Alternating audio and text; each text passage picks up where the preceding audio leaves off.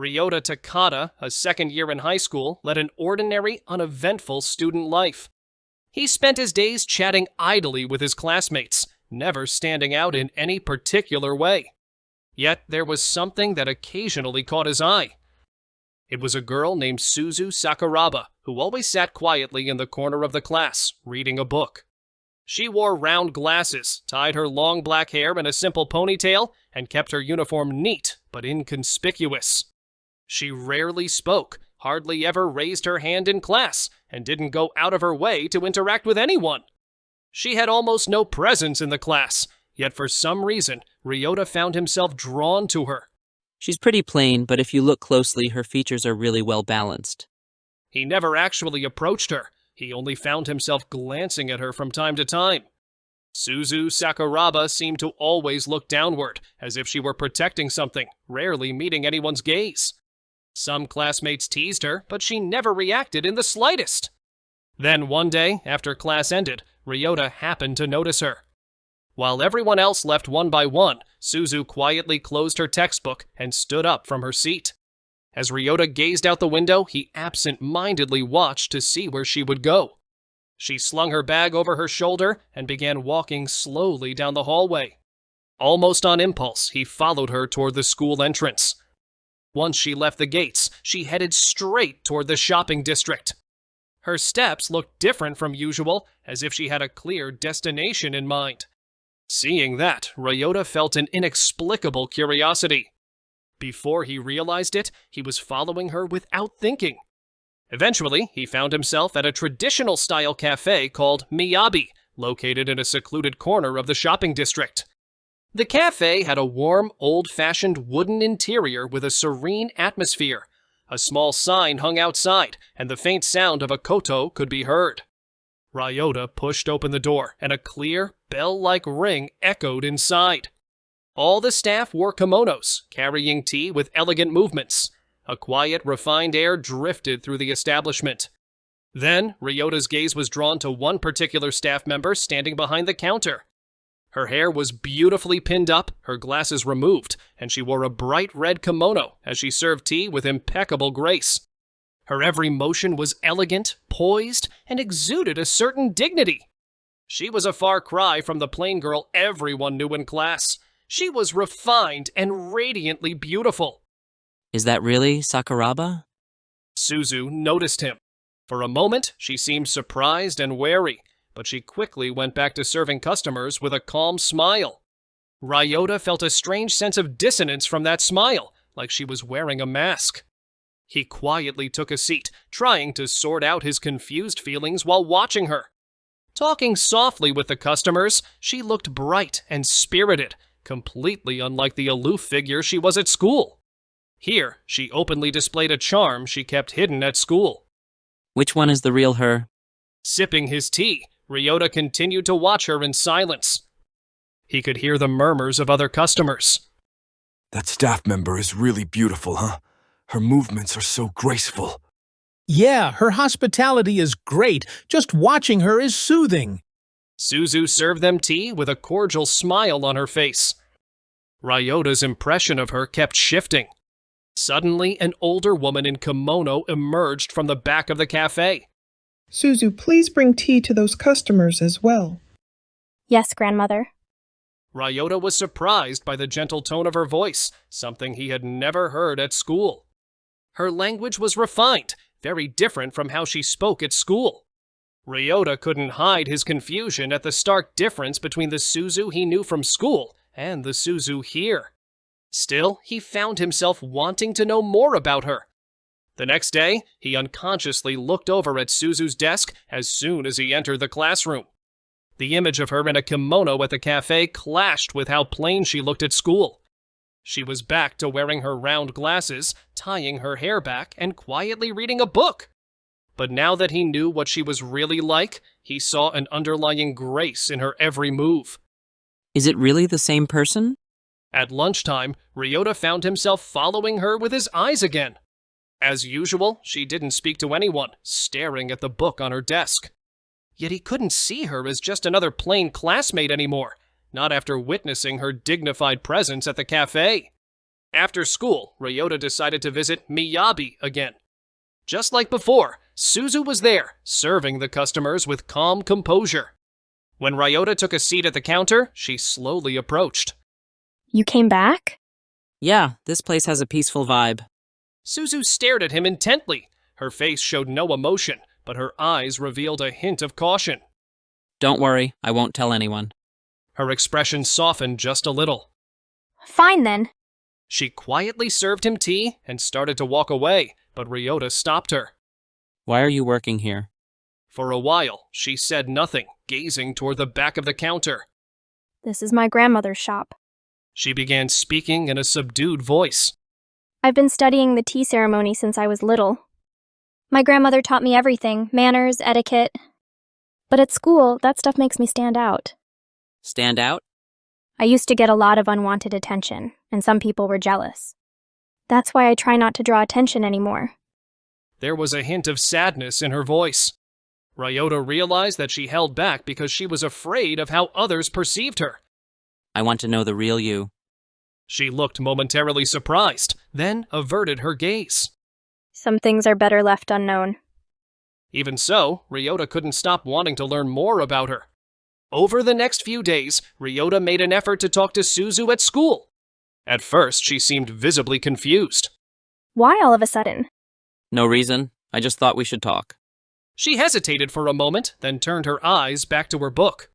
During lunch, he hung out with his friends as usual, but found himself glancing over at Suzu again.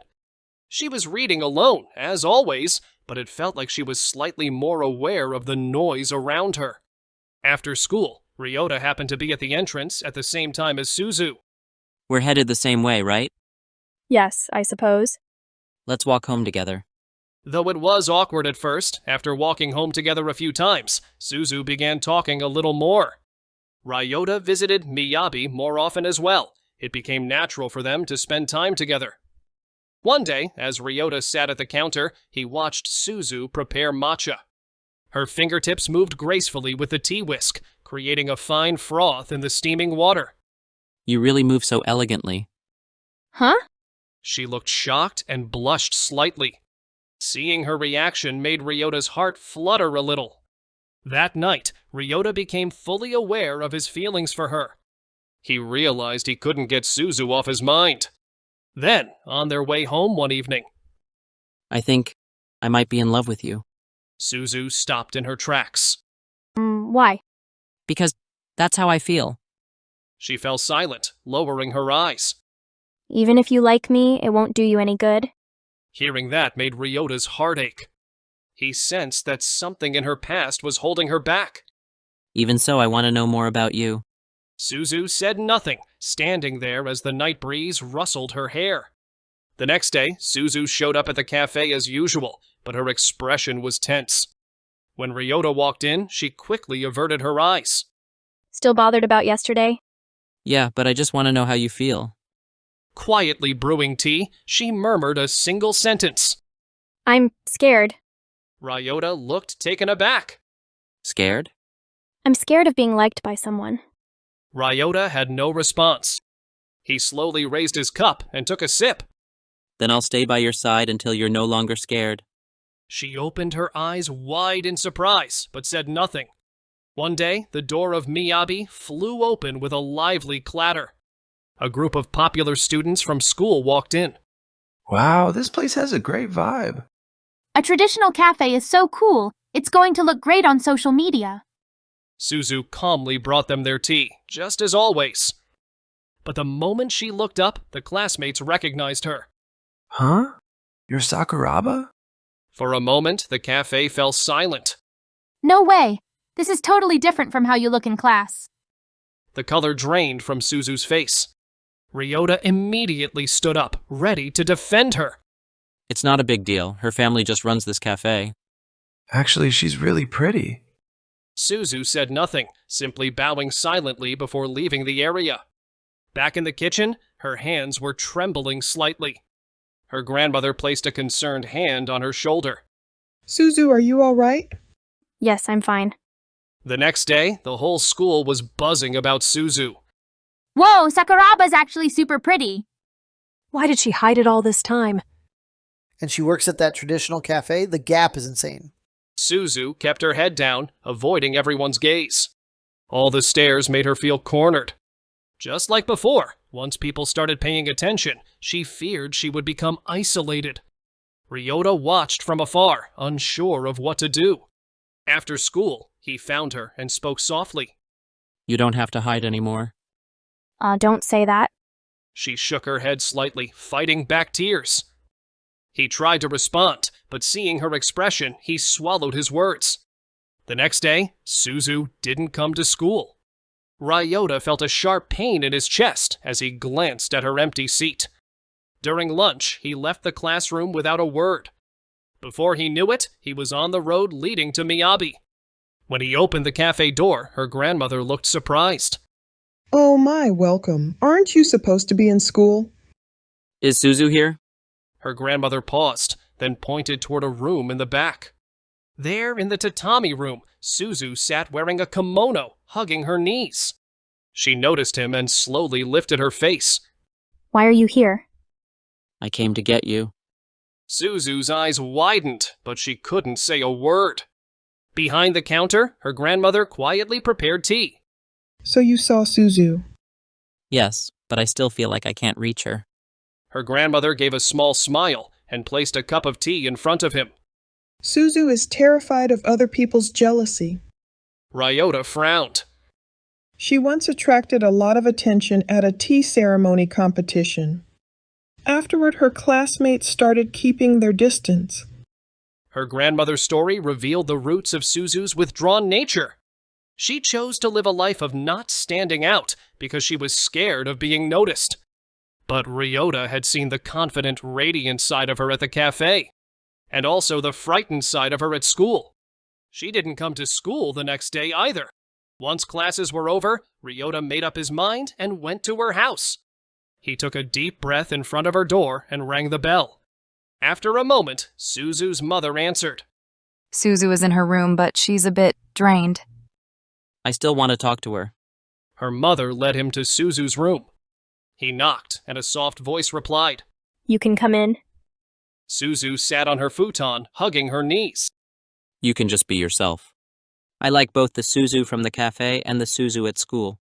Her shoulders trembled. Do you really think you can keep liking me?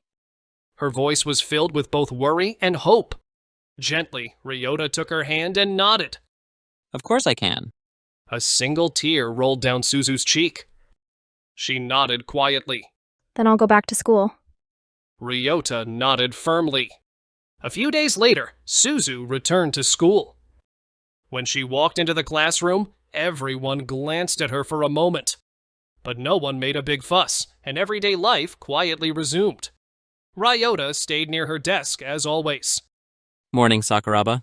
Morning. Her voice sounded soft and gentle. At lunchtime, Ryota naturally sat by her side. Want to eat lunch together for the first time in a while? Sure. She gave him a quiet smile. After school, they walked home side by side. Hey, Takata. Yeah? Thank you. She blushed a bit, but smiled for sure. That afternoon, Ryota headed to Miyabi. When he went inside, Suzu was behind the counter, brewing tea. Welcome, Takata. Her voice no longer carried the fear it once did. Seeing her made him smile softly. In that calm, gentle moment, the two of them had grown closer, imperceptibly but undeniably. As Ryota took a seat, Suzu placed a cup of tea in front of him. Their eyes met, and without a word, they gently held hands. The warmth of that touch was more real than anything else. Outside, the soft glow of the evening sun enveloped the cafe. While quietly sipping their tea, they shared that moment without speaking. Ryota felt there was no need for words. Suzu, too, seemed to realize something as she smiled peacefully. In the hush of a tranquil cafe, he found her.